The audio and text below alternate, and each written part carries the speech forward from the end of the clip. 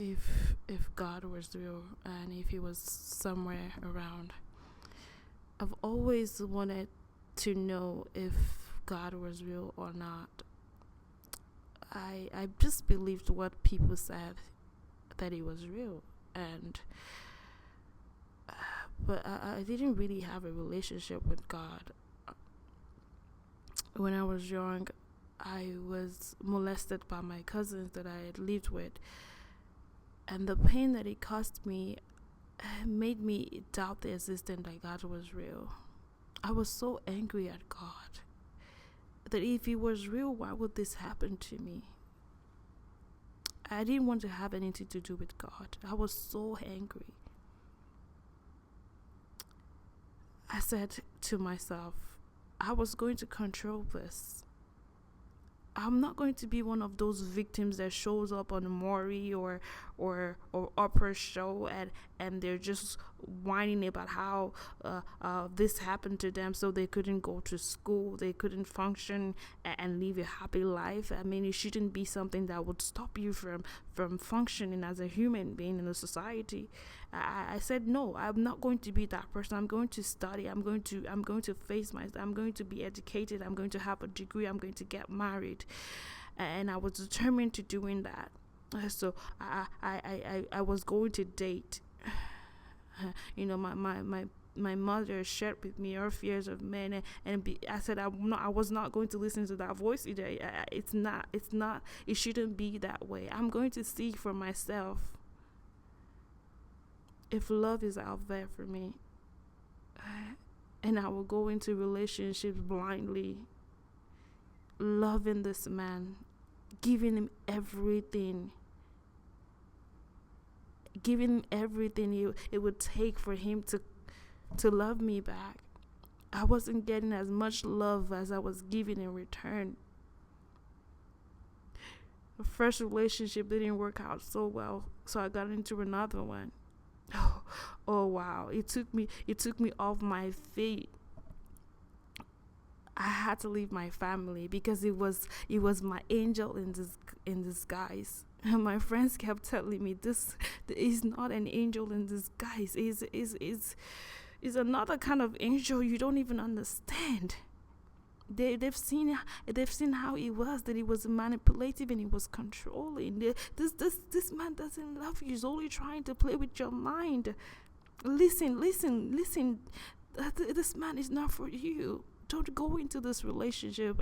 I didn't listen to them. This man is my angel in disguise. We have so much in common. You don't understand. I feel like I can tell him everything about myself.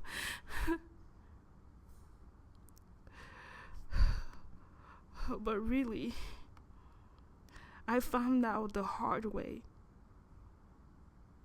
when he abused me and he laid his hands on me, and like he would always say, if you leave me, I'm going to kill myself. So I gave him a knife. Why don't you just stab yourself in front of me?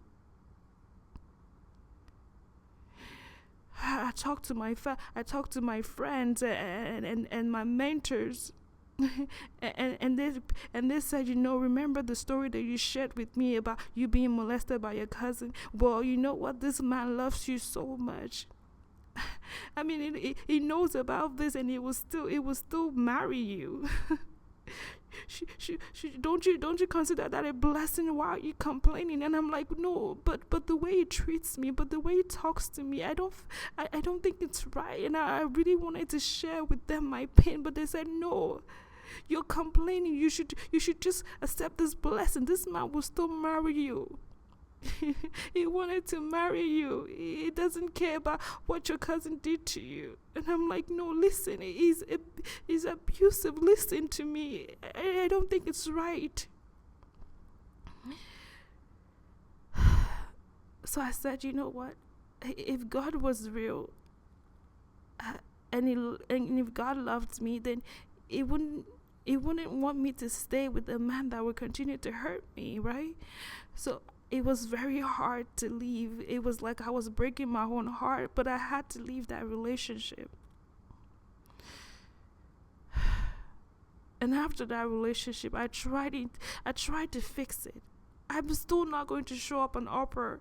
I'm still not going to show up on Maury and be a very sad victim. I'm not going to be that person. So I wanted to I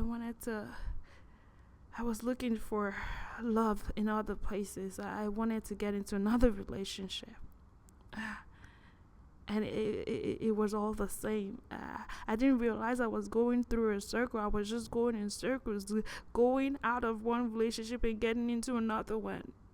I was yearning for love. My mother had never said the words "I love you." My dad had never said the words "I love you." I felt like I was never good enough for them. Who then loves me?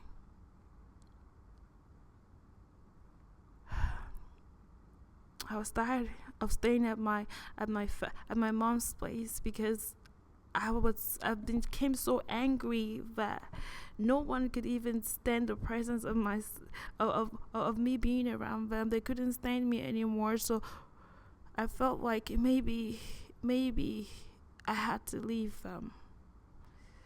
I just had to leave. I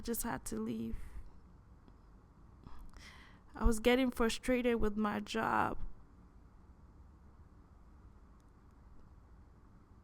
So I got a call.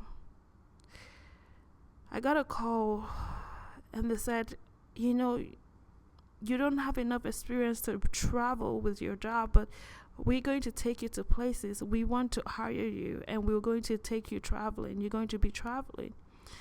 And they said, you know what, you could actually start traveling as a nurse, and in 2 weeks we'll get you a job outside of where you're staying. And I was so excited to leave my family. I was so excited. I mean, we fight over every little thing. It was almost a pain to me anyway. And I was like, maybe I'll find love traveling. Maybe I'll find a husband traveling. Maybe the very things I've desired for all this while I will find while traveling.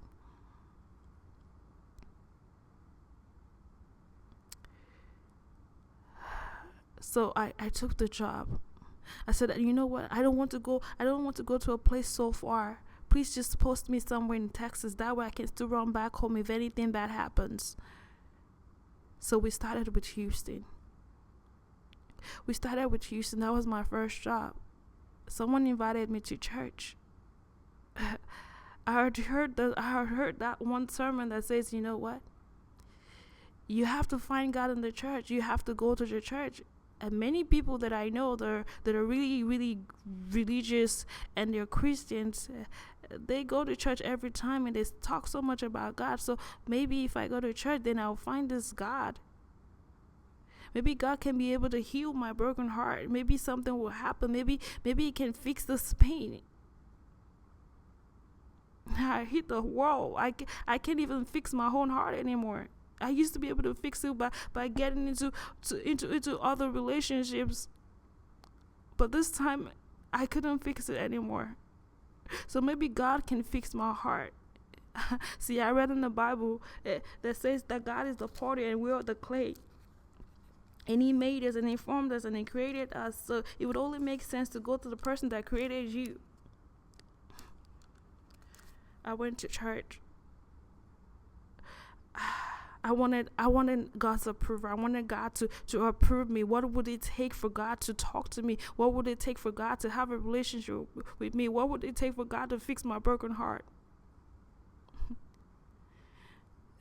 And I went to church thinking I was going to find God at the church, but the church people told me, sorry, you just don't fit into the church. Sorry, you're close. You're not modest enough. God wants a woman that is modest. God wants a woman that is all covered up. I didn't have all those clothes. I didn't have the clothes that are so covered up. I didn't even have money, so I had to go to the thrift stores and I had to get all those clothes. I had to spend this money I didn't have, and they still weren't satisfied. You're still not modest enough, they said. Sorry.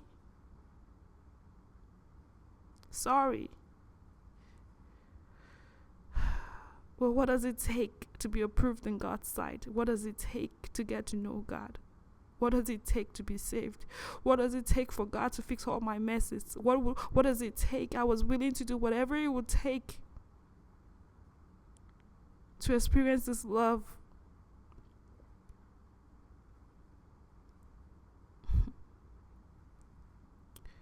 So I left Houston. They called me at my job and they said, you've always wanted to go to California.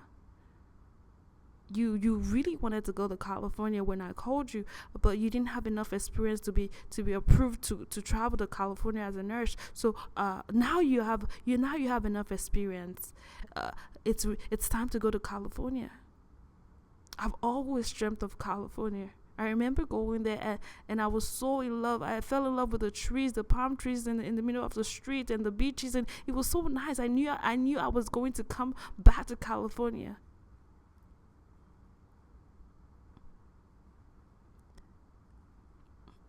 I packed my things. I packed everything that I had, and I heard a voice. And the voice said, I'm going to teach you how to be single. I'm going to teach you everything you need to know about singleness. And I said, there are two men that I kind of sort of liked, but I didn't want to get into a relationship with them because I wanted to get in a relationship with God first. But I just didn't know how to get into that relationship. I didn't want to continue in that circle. I was too hurt. I was too broken. I didn't want to have to hurt them. So I left. I really wanted to find this God. I went on Google and I searched. So many people had different experiences of how they met with God and how they got to find out about God. They had to go to the mountains and they had to go to hills and they had to travel and explore the world to find God. So I was going to embark on that journey and I did. Yes, maybe I should keep traveling. Then I would find God. I got to California. It was so beautiful. I fell in love with this place. The people were so nice. The first week, I was at the hospital, and another nurse had a patient. She had a homeless patient, and she was about to discharge this patient out of the hospital, and she was so mad, and she was so furious, and she was so angry at this patient. And I was like, what's going on? What's going on? And she was like, I don't understand why this homeless patient, we found him a place to stay. We found him a house to stay. We were going to offer him food, everything for free, and he's refusing. And he's so mad and he's so upset at us that we're trying to help him. I don't understand why he wouldn't just offer it, just take this offering and let us help him. And she was so mad and she was almost crying. I can't understand why people were like this. And I calmed her down and I wanted to take a look at the patient and I went into this patient's room and I found on the back of his shirt and there's a writing on the shirt that says, I love Jesus with all my heart. And I thought to myself, he's a Christian. He loves God. He loves God. But why is he refusing help? I don't understand. So I heard this voice. The same voice I heard that told me I had to go, and I was going to learn about what it would take to be single. I had to leave all those people and learn how to be single. I heard this voice that said to me, wouldn't you want to find out why homeless people are this way? Wouldn't you want to find out why homeless people refuse help? Does it make any sense to you why they would do that? This could be a good nursing research project for you. All your nursing friends are going to be so proud of you that you just find this answer to why they're that way. You'll be able to tell your friend that is crying right here and she's really frustrated. You'll be able to give her answers. So the first week, that was the week I was planning to look for a place to stay. I decided to embark on this project. The voice told me God will love me more if I was to do this to help someone else. I would not only be helping homeless people, but I will also help my nursing friend that was just so frustrated. So I wanted to do it, and I did it. I started to sleep in my car. I wanted to do it for just a few weeks. The voice said, "Oh no, you can't leave until I tell you to do it." So I was like, "God, is that you?"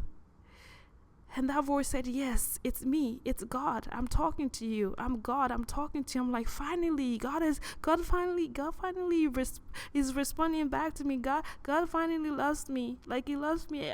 He's talking back to me. So the first week I started to sleep in my car. I wanted to find out why homeless people are the way they are. And I was so determined I was going to do it stylishly, that I was going to do it with class. I texted my friends. I said, "You know what? I'm doing this research project, and I was going to be so organized with it. I would still do it and be neat, and I would not look raggedy like all those homeless people on the street look. I would never be that way. Like, it will be so fun. I can still go to the beach. I can still take my shower." So I signed up for a gym. And I would go to the gym, and I would exercise, and I would take my shower at the gym, and I would dress up for work at the gym and go to work. So I still have my full-time nursing job while I was doing this project for God. So after 2 weeks, I was determined to go back to find a place. I was ready to find a place for myself, because I wasn't planning to do this forever. I just wanted to try to see what I would get out of it for 2 weeks. When I went to look for a place, I heard this voice again, and the voice told me, "Wouldn't you want to get saved?" I said, "Yes, I would want to get saved." And the voice said, "Remember how much you've hurt your family members. You are so angry. You can't stop getting angry because you're so broken and you're so hurt by all your past relationships and everything that has happened to you in life, and you're just so frustrated at the world. You've hurt your family members with your words and your actions. I mean, it would only make sense for you to stay away from them. You love them so much. Then if you love them so much, then you have to stay away from them. They would understand, because you're only doing this because you love them. Just stay away from them. As a matter of fact, you want to get saved. You want God. You want to have a relationship with God. This is what it takes for you to get saved. What you have to do is you have to sleep in this car until I tell you to leave." And let me just tell you something. If you have a child between the ages of 1 and 18 and they'd like a free lunch, Food on the Move is serving free lunches for kids ages 1 through 18 outside under the trees. Go get your free, nutritious lunch for children only, ages 1 through 18. Please remember to eat your lunch outside. Thank you.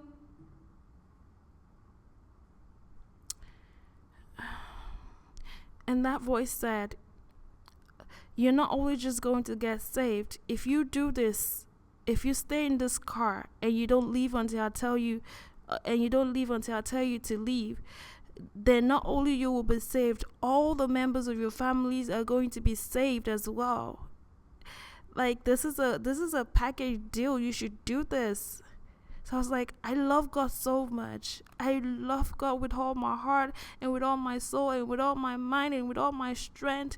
And I want to just do everything it would take just to get approved by Him, so He can just, so He can just, He can just talk to me. So He can talk to me. So this voice said, yes, that's what you have to do. You have to just stay in this car until I tell you, and you can't leave until I tell you to leave.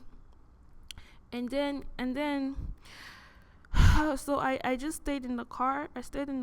And I was still taking my shower for the first month. And the second month I was still taking my shower, and I would find places to park at night, and I still went to work. And one day the cop came, and the cop was like, what are you doing here? And I'm like, oh, I'm just here in my car, just staying here. And then they kept asking me questions. Where are you from? Where do you live? Where do you work? What are you doing here? And they're like, and I'm like, I'm a nurse. I'm working at this hospital. And they're like, you're a nurse and you're in the car? Who has all those things in your car? Why is your car so filled up with clothes and it's looking a mess? What's going on? And I'm like, nothing. I didn't want to tell them because it was supposed to be a secret project. Like, I didn't want anybody to know that I was working on the project. And the cop left me, and I think they went to my workplace, and I think they told my boss. And when I went back to work, people were just kind of asking me questions, and I didn't know why they were asking the questions, because I wasn't in my right mind to have processed that they probably might have known what I was doing. But even at that point, I was like, even if they know that I was sleeping in my car, it didn't matter to me, because I wasn't doing it for them. I was doing it for God. And they offered me places to stay. They're like, I have a place that you can stay. And they're white people. A lot of the people were white people that I work with. They're like, I have a place for you to stay. You can stay with me. You can stay with my family. You don't have to pay anything. I know it's really expensive to live here in California, and I know you don't have to. They didn't want to say that they know that I was sleeping in the car, but they were offering me a place to stay, and I was like, no, thank you. I really appreciate you. And they kept asking, so where do you live? And I was like, oh, I live somewhere. And I would just give them a name, like an address. And they kept asking, so where exactly do you live? Like, we would love to come and visit you. And I didn't want to lie. And I didn't want to tell them the truth either. So I would always say something to not even tell them that was what I was sleeping in my car. So I had to leave that job because they were asking me too many questions. And I went to another hospital, and when I was leaving, they threw me a party, and they were asking me where I was going next, and I didn't want to tell them because I felt like they were being suspicious, and they were trying to invade my privacy. And I went to another job in California. It was like almost 6 hours away from the last job. And I still continue with this homeless project. But one day, like, I had stopped taking my shower for like several months, and one day I heard another voice. It didn't really sound like the same voice that I've always heard. And then the voice told me to look in the mirror. I had not looked in the mirror all that while I have been doing the project, and I didn't even know why I wasn't looking in the mirror. I was just not so focused on myself. And I looked into the mirror, and I saw a crazy woman. And I looked into the mirror again, and I saw a mad woman. And I looked into the mirror again, and I saw myself. And I didn't understand who is this crazy woman. This woman is crazy. This woman is mad. this woman is crazy. Like, this woman I'm looking in the mirror is a mad woman. This woman is a mad woman. This is a mad woman. And I'm like, no. This is not me. This can't be me. No, this is not me. No. I looked in the mirror, and I looked in the mirror, and I looked again, and that woman, that crazy mad woman, was me. How did I become crazy? How did I become mad? And still, how did I do this with a full-time job? How did I become this woman? How this I can't. This is not right. I got so mad. And I started crying. And I was so upset at God. Like, God, why would you want me to do this? Why would you want me to do this just because I want you to talk to me and I want you to approve of me? I know I had slept with a lot of men, and I know I didn't deserve to be in a relationship with you, and I thought I couldn't talk to God because of everything that I had done and all the sins I committed. I can't understand why this God that is supposed to be a God of love will make me go through this just so I can be approved in His sight. I went to church and they told me I had to bear my cross, and I bared my cross. I had bared my cross. I have stayed in this car. That voice told me not to leave until it tells me to leave. And I kept asking and praying, God, give me directions. Tell me when you want me to leave. I'm tired of staying in this car. And this God would not talk back to me, and He was quiet and He was silent. And I'm like, I want to leave. I'm tired of this project. Can I just leave? I just need you to tell me when to leave. And this voice will not tell me when to leave. The voice is not talking back to me. And I heard this voice. It was nothing like the voice I've heard before. This voice was so soft. This voice was caring. This voice was in pain. The voice says, you're in the wilderness. You're in the wilderness. You're in the wilderness. You've been tempted. You're in the wilderness. Don't harden your heart. I love you. Don't harden your heart. Don't harden your heart. I love you. I love you so much. I love you so much. And I told this voice, no, I am carrying my cross. Don't you understand? I'm carrying my cross. And you refuse to talk back to me. When I asked you for direction, you refused to talk back to me. I've wanted to leave and you refuse to talk back to me.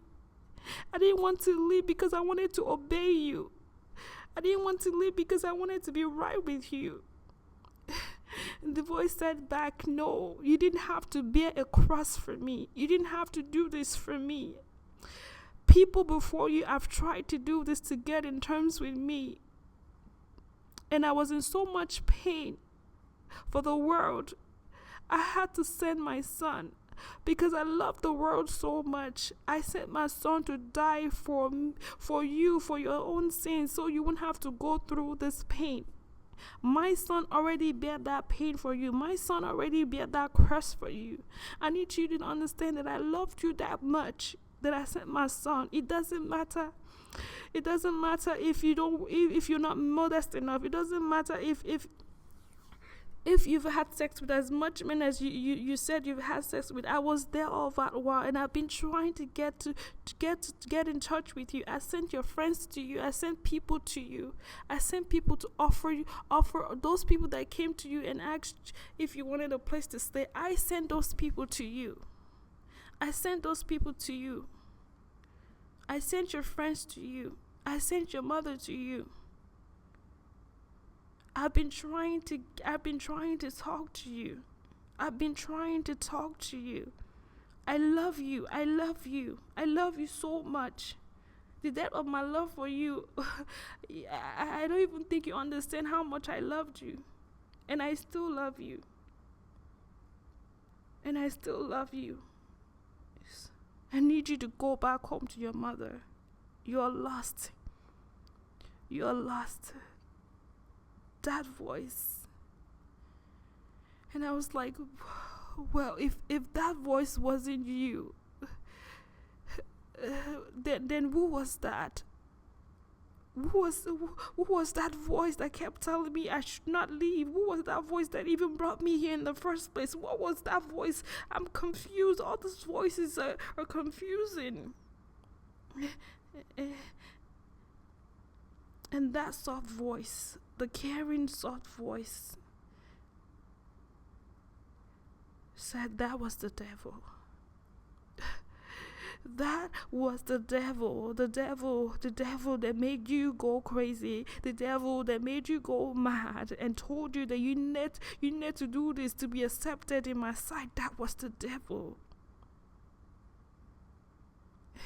And I was right there fighting for you. I was right there by your side. I was right there I was trying to tell you, but your heart was so hardened. Your heart was so hardened. You were so angry at me. You couldn't listen to my voice.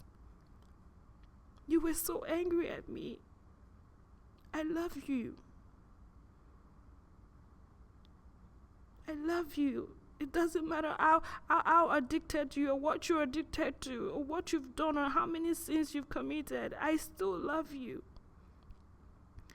And the only thing you really need to be saved is to believe that my son had in fact died for you. The only thing you really need to be saved is to understand and believe that his blood was shed for you, so you can be connected back to me, so you can have a relationship with me, so you can tell me when you're sad, and you can tell me when you're depressed, and you can tell me when you're angry. You can talk to me. I want to talk to you. I want you to understand me. I formed you in your mother's womb. Before you were born, I already have a plan for you. Let me show you your destiny. Let me show you what I have in plan for you. Let me show you.